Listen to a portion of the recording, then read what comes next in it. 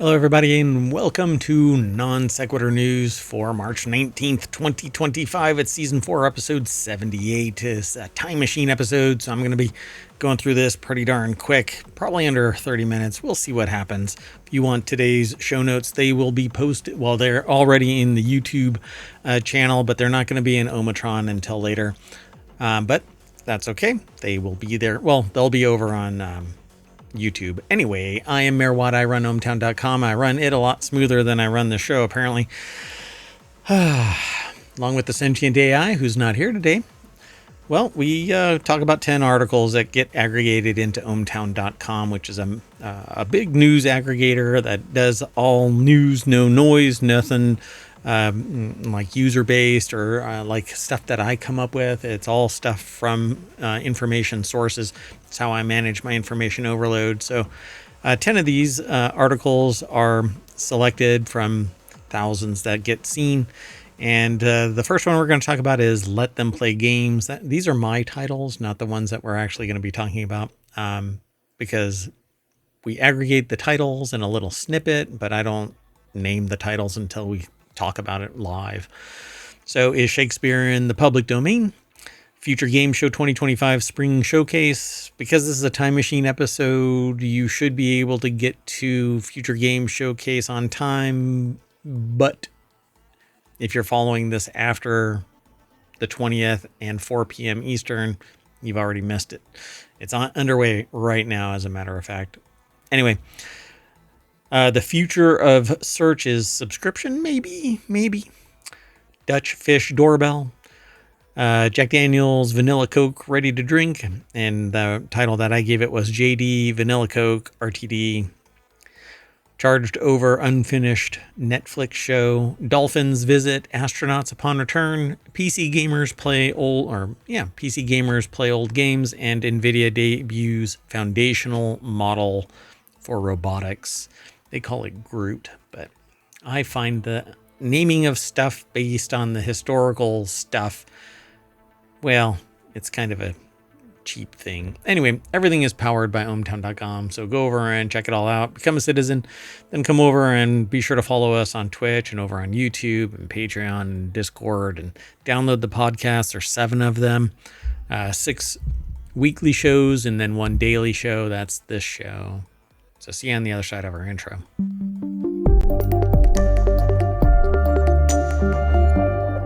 Alrighty, let's get into this. Wizards of the Coast reportedly lays off staff working on virtual tabletop Sigil. Baldur's Gate 3 characters Astarion and Karlach confront a ghost in Wizards of the Coast virtual tabletop program Sigil. That's the image that we're going to see when we get to the other side of this, but reports spread on Tuesday via social media that Wizards of the Coast, the Renton, Washington-based company that publishes D&D, has dismissed most of the employees that were working on its virtual tabletop VTT called Sigil. According to posts on LinkedIn, roughly 30 employees working on Sigil were dismissed on Tuesday, including senior writer Andy Collins, VFX artist Eben Bradstreet, and community manager Chung Ing. So GeekWire reached out to Wizards for further comment. I don't know if this has been updated since then. Thomas Wild put the article together for GeekWire.com. And let's see here. GeekWire reached out.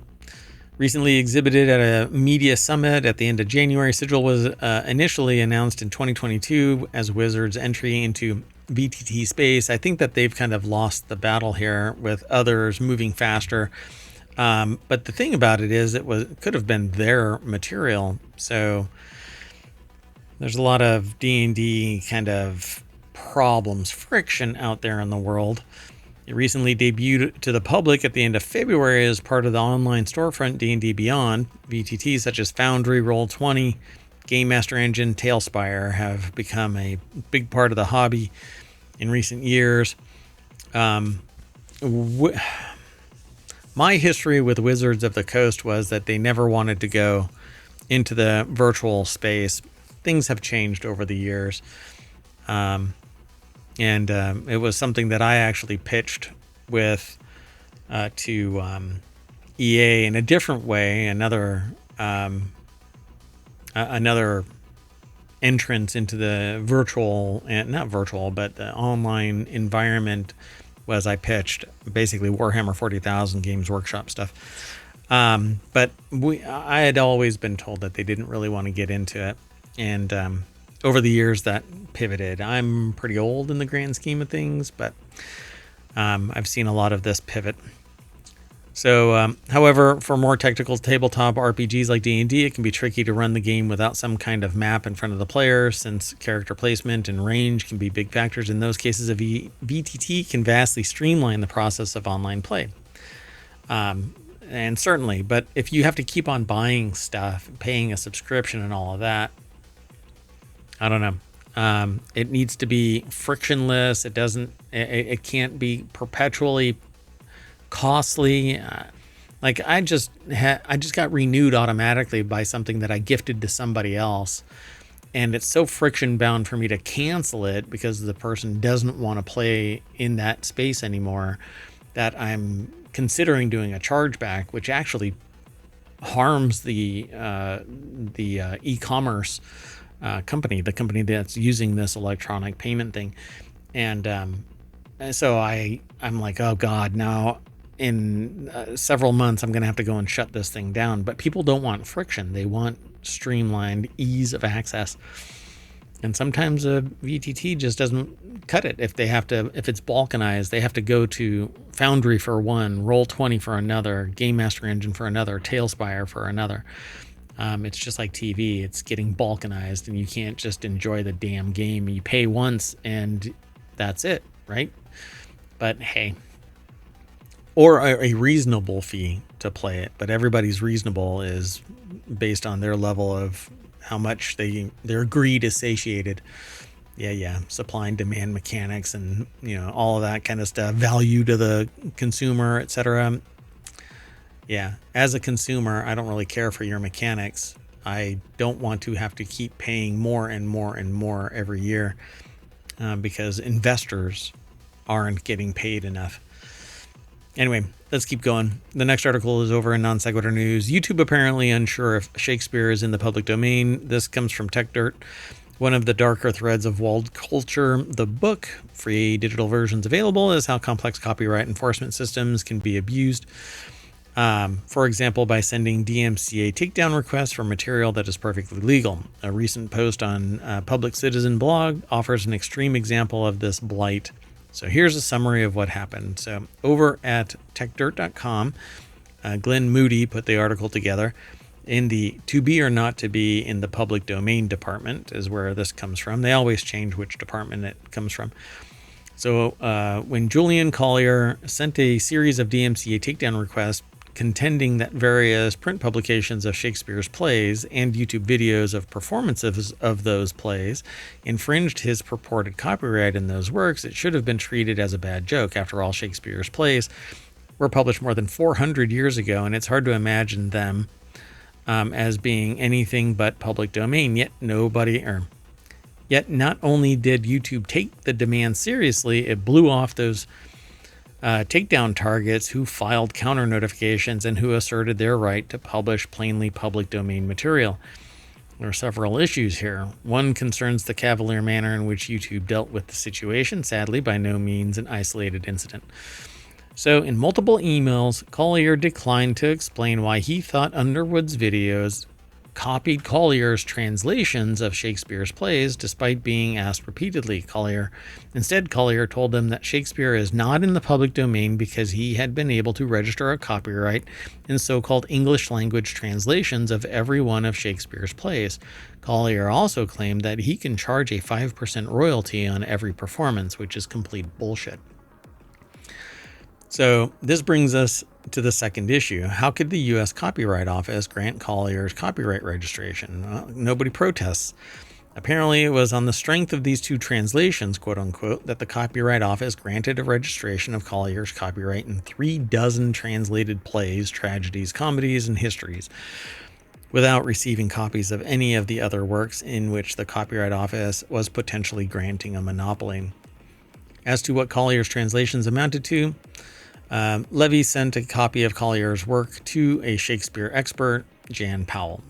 It was Powell's opinion that the translation was such a mess that no reputable Shakespeare company would perform a script based on Collier's work. In addition to the fact that Collier's scripts did away with the iambic pentameter, which is the flow of the work, that the glory of Shakespeare's plays, she found his translation to be a garbled mess. So the Intellectual Property and Innovation Clinic, in concert with Public Citizen, they've sued Collier, seeking a declaratory judgment of non-infringement and seeking relief for a DMCA wrongful takedown. Corey Donaldson of the Los Angeles area firm Ferguson Case or Patterson is co-counsel in the case. In addition to securing relief for Underwood, we hope to spur the district court to invoke 17 U.S.C. 411B to suggest to the Copyright Office that it reconsider its registration of Collier's copyright. And this is the only way that you can do this. Be it patent, trademark, copyright, whatever, when there is a governmental, a state license on something, or in this case, a right to control the intellectual property of something, the only way you can stop this abuse is to take it to court. The problem is this should have been predicted. Anybody that thinks critically about this would have been able to stop this, because they say this is already a public domain. Anybody can translate it. And when it's when you're taking something that exists and you're just translating it into another language or whatever, unless there is something so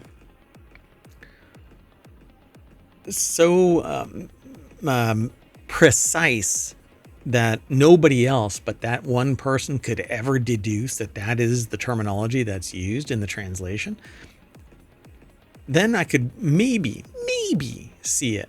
But you would have to be verbatim duplicative of that translated work. And even then, the only thing that can be copyrighted is that embodiment, not just complete carte blanche to own everything. I think it's all asinine.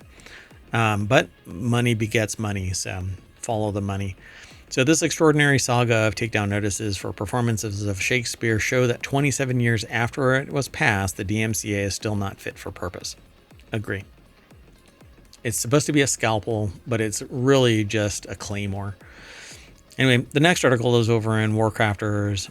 Here's how to watch Future Game Show 2025 Spring Showcase. It's actually going on right now. I'm actually watching it. It's over on the IGN channel on YouTube. And spring has sprung, the grass is riz, which is apparently a term that Kai Cenat created. I don't know.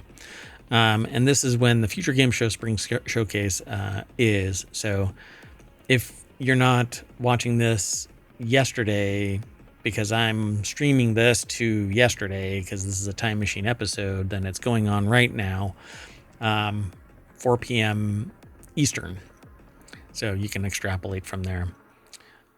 So Andy Chalk over at PCGamer.com put the article together. This year's showcase will feature more than 50 games with world premieres and new trailers, developer new interviews, and so on. But I can't really go over all of this because I haven't seen it yet, and there might be some discussions here. But it's going to be everywhere. I happen to be watching it on YouTube via IGN. But it's going to be on Twitch, YouTube, Steam, Epic Games Store, Twitter, Facebook, TikTok, Games Radar, PC Gamer, IGN, GameSpot, Bilibili, Genix, I guess, TV, GOG, and apparently more. But they too kind of go, nah, can't go on. Anyway, go and check it out. Just do a search for Future Game Show Spring Showcase 2025, and that will pull it up. Let's keep going.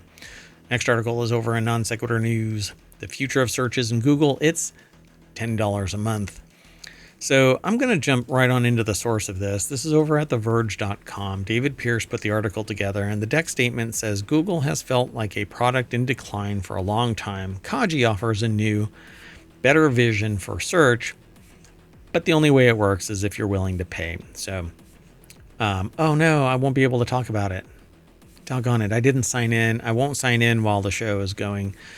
But yeah, daggone it. Anyway, so almost 2 years ago, the person says that they got out. They signed up for a search engine called Kaji, which charges $10 a month and in return promises better search results, no ads, no data collection, and lots of advanced features. So I'm going to go and check that out after the show and see what it's all about. And I need to remember to log in because I subscribe. So anyway, we'll follow up with this at a later date, but you can go and check this out over at theverge.com by following the link either in the show notes over on YouTube or by simply going over to The Verge and doing a search for Kaji review. All right, let's keep going. The next article is over in the Dutch fish door. Well, it's over in the Mobile channel, but it's a article titled "A Dutch Fish Doorbell Has Turned into an Unlikely Online Hit Combining Slow TV and Ecology." The central Dutch city of Utrecht has installed a fish doorbell on a river lock that lets viewers of an online live stream alert authorities to fish being held up as they make their way migrating to shallow spawning grounds. And the sentient AI has actually been monitoring this from time to time and rang the doorbell at least once. Alexander Fertula put the article together over at phys.org. And there's a fish staring at you. So the idea is simple. An underwater camera at Utrecht Weerdsluis Lock sends live footage to a website. When somebody is watching and sees a fish, they can click on a button that sends a screenshot to organizers. When they see enough fish, they alert a worker who opens up the lock to let the fish swim through. So it's a stream. Now in its 5th year, the site has attracted millions of viewers from around the world with its quirky mix of slow TV and ecological activism. Much of the time, the screen is a murky green with occasional bubbles, but sometimes a fish swims past. As the water warms up, more fish will show up, and without the help, native fish, freshwater fish like bream, pike, and bass, I almost said bass. That's going right there.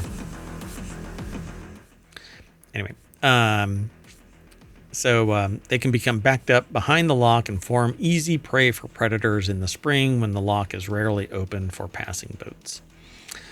So the bell is the brainchild of ecologist and concept developer Mark van Hukelum, I guess, who's been happily surprised at the response with millions of people from around the world tuning in over the years. Yay, look at that. Anyway, there's a lot more. Go over and check it all out over at phys.org.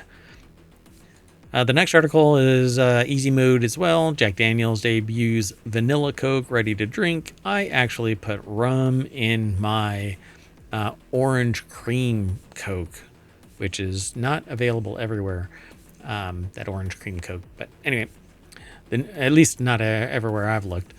The new flavor is exclusive to the newly launched Jack and Coca-Cola flavors pack, a 6-pack assortment of the range's 3 flavors available in the U.S. The original Jack Daniel's and Coca-Cola launched in Mexico in 2022, followed by the U.S. and U.K. debut in 2023, only to get probably slammed here in the coming years. The first flavored variant, Jack and Coca-Cola Cherry, followed in September 2024. We know today's ready-to-drink drinkers are reaching for variety, convenience, and authenticity, and that's exactly what our new flavors pack delivers by blending the bold taste of Jack Daniel's with the classic notes of 3 Coca-Cola products. Or you could just buy Jack Daniel's and these 3 drinks and do it to your heart's content. Lauren Bowes over at thespiritsbusiness.com put the article together. So they say the new variant is said to have a crisp and refreshing finish with a sweet hint of vanilla balanced by the bold notes of Jack Daniel's Tennessee whiskey. So 7%. Flavors pack is $18. Let's see. It says that there's 4, right? Hold on. I thought that it said a 6-pack arrangement. Okay, so it's a 6-pack assortment. And there you go. So cherry, vanilla, and I think just the basic rum and Coke. Or not rum and Coke, Jack and Coke, JD and Coke. Okay, let's keep on moving. The next article is over in Non Sequitur News. Feds charge director with $11 million fraud over his unfinished Netflix show. The strange $55 million saga of a Netflix series you'll never see, reported in 2023 by the New York Times, is now a criminal matter as today's prosecutors in the Southern District of New York charged director Carl Eric Rinch with wire fraud, money laundering, and other financial crimes. They allege that after Netflix, referred to as a streaming company One in the indictment, won the bidding for his 13-episode show, it paid $44 million over the course of 2018 and 19 to produce the sci-fi series about a species of super intelligent human-like clones. Guess that's not going to happen. So Richard Lawler over at TheVerge.com put the article together. I might get crushed on this too because I didn't log in. But anyway, according to the Times report, Netflix secured the show by offering millions more than Amazon and promising Rinch, whose only feature film was 47 Ronin, Final Cut. The fraud he's been charged with came into play once he told Netflix he'd need an additional $11 million to finish the show, which was originally called White Horse before it was renamed Conquest. After Netflix sent the money in March of 2020, however, Rinch allegedly took the money for himself, putting $10.5 million in a brokerage account and losing more than half of it in less than 2 months, while telling Netflix that work on the show was awesome and moving forward really well. He had better luck with the rest of the money, making crypto investments starting in the spring of 2021 that prosecutors say eventually proved profitable. However, as detailed by the Times, his behavior became erratic, and after Netflix canceled development in 2021, he sent executives emails claiming he'd found a way to map the coronavirus signal emanating from within the Earth and told his wife he could predict earthquakes. Well, obviously, some issues have formed. Let's keep rolling. The next article is over in Non Sequitur News as well. Curious Dolphins welcomed NASA's astronauts back to Earth after their 9-month saga stuck in space. So yeah, this has actually been making its viral rounds.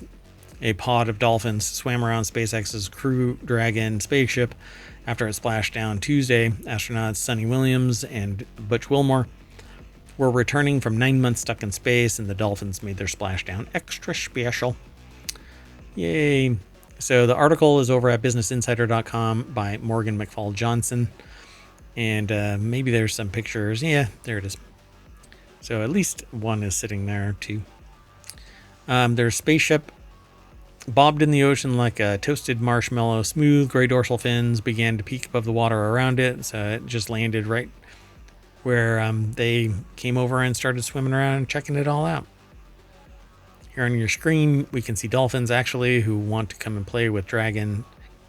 Kate Tice, a webcast host and senior quality systems engineer manager at SpaceX, said in the live stream. Pretty cool. Yeah, this is pretty awesome. All right, well, welcome back. The next article is over in, it's over at ohmTown. I'm not sure what's going on with the aggregator at that for this link, but anyway. PC gamers reportedly play old games most of the time, and when you click that link, you'll get taken over to Game Rant. Sarah Fields put the article together. According to the article, PC gamers prefer older games. 67% of player hours are spent on games at least 6 years old. That's how billions of dollars are spent on Steam, and people really aren't playing all of those games. I am one of those people who have bought games and haven't played them, and that's a shame. And I can't sell them to something else because we don't have first sale doctrine anymore. And you don't even own it. It's a license. Don't get me started. Anyway, Steam's popularity rising, reached over 40 million concurrent users. Rise in PC gaming, a reported 907.5 million PC gamers in 2024, up from 873.5 million in 2023. So more people are playing games on computers, PCs. So Ben Porter, director of Newzoo, has shared a report with PC Gamer that gaming on PC is increasing in popularity, but that gamers on the platform are primarily sticking to popular older games. Porter indicates that it's believed that there are 907.5 million PC gamers in 2024. A survey of 73,000 players indicates that 67% of player hours were spent on games at least 6 years old. So what older games are PC players gravitating to? It says like somewhere along the lines of Fortnite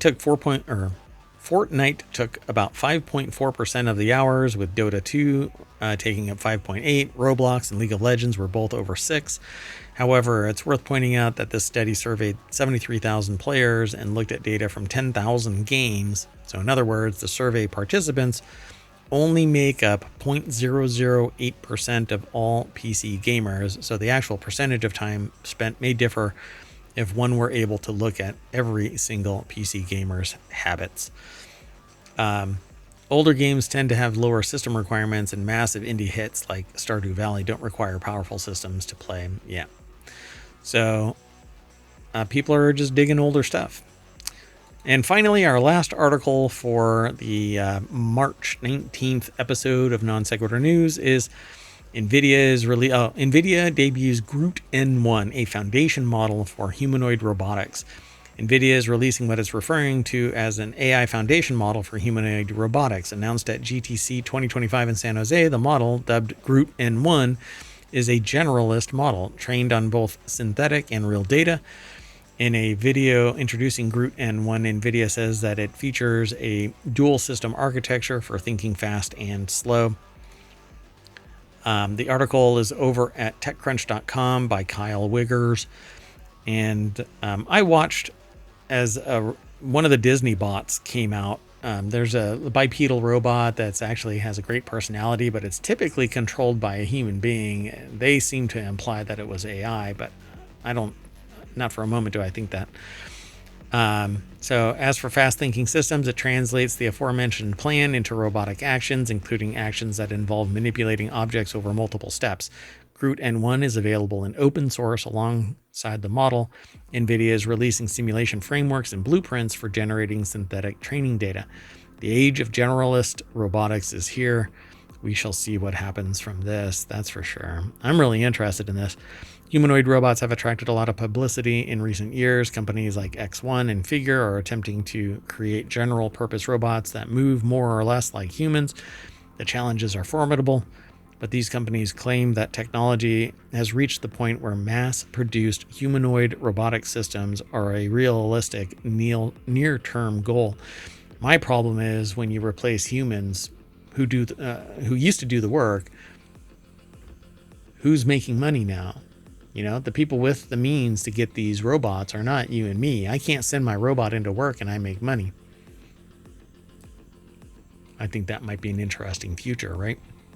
Anyway, I'm going to go and do some more digging. Why does that stay down there? Anyway, I'm going to go and do some more digging on a couple of these articles. I want to go and investigate Kaji more. I knew about it, but I've never really bothered.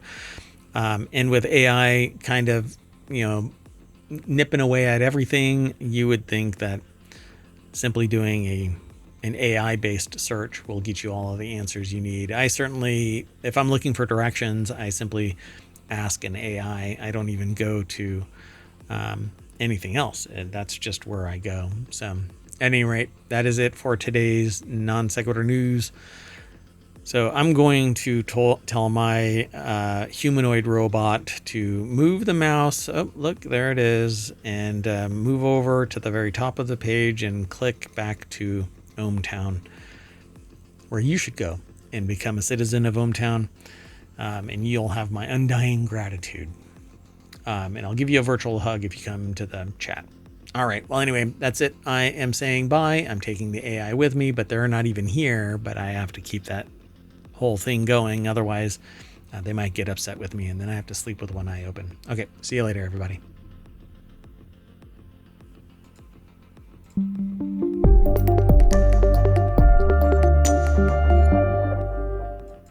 Oh, look, under 30 minutes.